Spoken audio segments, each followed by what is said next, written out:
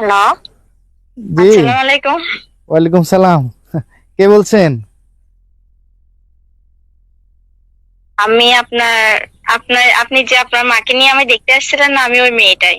ও আচ্ছা আচ্ছা, নাম্বার কিভাবে পাইছেন?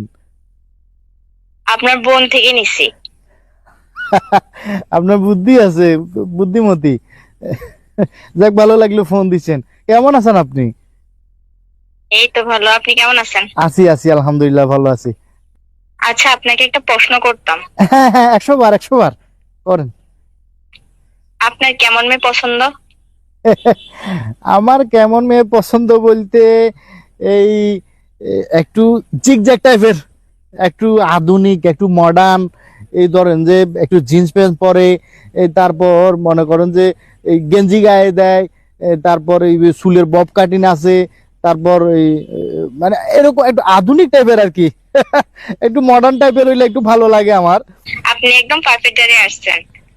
আপনি যেরকম মেয়ে চাইতেছেন আমি ওরকম মেয়ে। গ্রামে থাকলে কি হবে, আমি শহরের মেয়েদের মতোই চলাফেরা করি। আর আমার টিকটকে 1 মিলিয়ন ফলোয়ার্স আছে। 1 মিলিয়ন? হ্যাঁ, 1 মিলিয়ন। আচ্ছা আচ্ছা। আমি তো জিন্স প্যান্ট পরা ছাড়া কোথাও যাই না।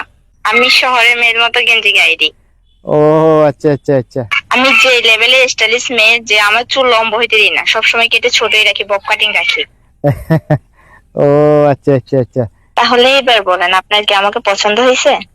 আরে বোন, আপনি জীবনে কোনোদিন শুনছিলেন নে যে কোনো ছেলে, কোনো পুরুষ, কোনো পাত্র বিয়ে করার লা বলি, এই যে সংসার করবে লা বলি, নিজে সারা জীবন কাটা দিবে লা বলি, হ্যাঁ, এই যে ডিজে মার্কা মাইয়া বিয়ে করব, স্টাইলিশ মাইয়া বিয়ে করব, আধুনিক মাইয়া বিয়ে করব, জিন্স প্যান্ট পরা মাইয়া, গেঞ্জি গায়ে দেওয়া মাইয়া, এই যে চুলের বব কাটিং মার্কা মাইয়া বিয়ে করব, হ্যাঁ, এই মাইয়া যদি বিয়ে করি আর সংসার থাকবে না, আমার জীবন তো তেনা তেনা হয়ে যাবে।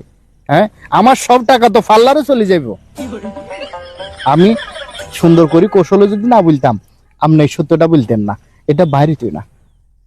ঠিক আছে, আল্লাহ হাফেজ। হ্যাঁ, প্লিজ আপনার আমার মতো কথা মাইয়ার শোনেন। সাথে আমার যায় না, বুঝছেন না? হ্যালো, আমি আপনার হলো সংসার করতে চাইতাম না, বুঝছেন না? আপনি আমার কথা শোনেন। কথা শুনো লাগতো না, আপনার রাখেন ফোন।